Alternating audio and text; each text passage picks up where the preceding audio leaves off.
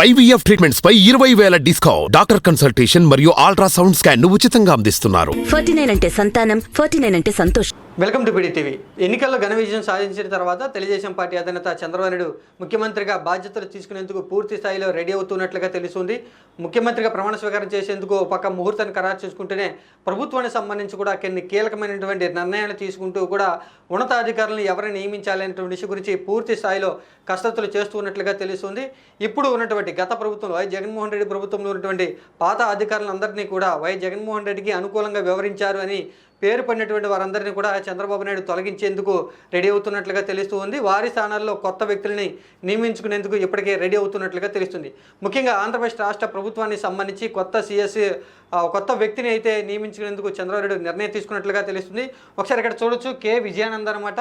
ఈయనని కొత్త సీఎస్గా ఏపీకి సంబంధించి నియమించేందుకు చంద్రబాబు నాయుడు నిర్ణయం తీసుకున్నారని ఈరోజు లేదా రేపు ఒక ప్రకటన విడుదల చేసే అవకాశం ఉన్నట్లుగా తెలుస్తుంది.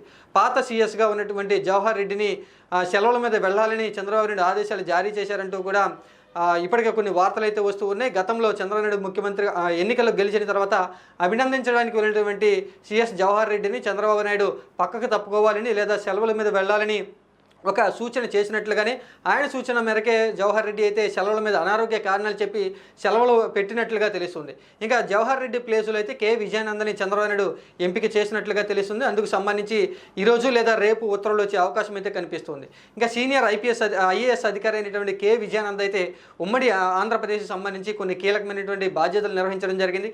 అప్పట్లో కూడా కొన్ని జిల్లాలకు సంబంధించి కలెక్టర్గా బాధ్యతలు నిర్వహించడం జరిగింది. ఇంకా విభజన అనంతరం నవి ఆంధ్రప్రదేశ్కి సంబంధించి కూడా చంద్రబాబు నాయుడు ముఖ్యమంత్రిగా ఉన్నప్పుడు కొన్ని కీలకమైనటువంటి పదవులను అయితే కె విజయానంద నిర్వర్తించడం జరిగింది. అప్పట్లో చంద్రబాబు నాయుడుకి సంబంధించి ఆయన ప్రభుత్వంలో పనిచేశారు కాబట్టి మరొకసారి చంద్రబాబు నాయుడు కె విజయానందని తన యొక్క గవర్నమెంట్లో కొనసాగించేందుకు నిర్ణయం తీసుకున్నట్లుగా తెలిసింది. ప్రస్తుతం ఇప్పటి వరకు కూడా ఇంధన శాఖకి సంబంధించి కూడా కార్యదర్శిగా విధులను అయితే నిర్వహిస్తూ ఉన్నారు కె విజయానంద. ఇప్పుడు ఏపీకి సంబంధించి కొత్త సీఎస్గా చంద్రబాబు నాయుడు కె విజయానందని ఎంపిక చేసినట్లుగా తెలుస్తుంది.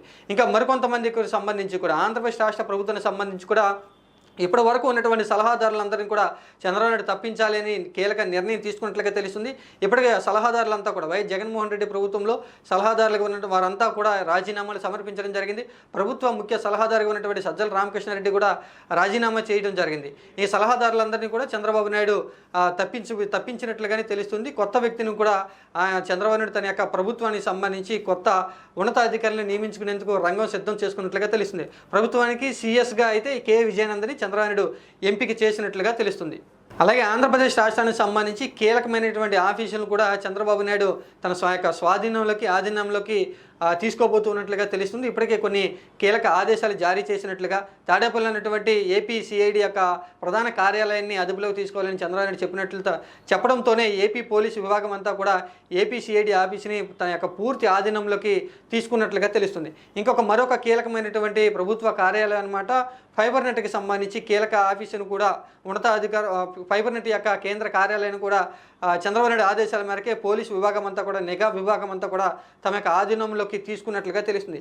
ఈ రెండు ముఖ్య కార్యాలయాలకు సంబంధించి సిట్ కార్యాలయం, ఏపీసీఐడి సంబంధించి సిట్ కార్యాలయం, తర్వాత ఏపీ ఫైబర్ నెట్కి సంబంధించి కూడా ఈ యొక్క కార్యాలయంలో ఉన్నటువంటి కీలకమైనటువంటి పత్రాలు ఎక్కడికి కూడా బయటికి వెళ్ళకూడదు అనేటువంటి ఉద్దేశంలో చంద్రబాబు నాయుడు అలాగే ఆధారాలను కూడా ఎక్కడ కూడా ధ్వంసం చేయనీయకుండానే పూర్తి ముందస్తు జాగ్రత్తలు తీసుకుంటూ కూడా తమ యొక్క ఆధీనంలోకి తీసుకోవాలని చంద్రబాబు నాయుడు కీలకమైనటువంటి ఆదేశాలు ఇచ్చినట్లుగా తెలుస్తుంది.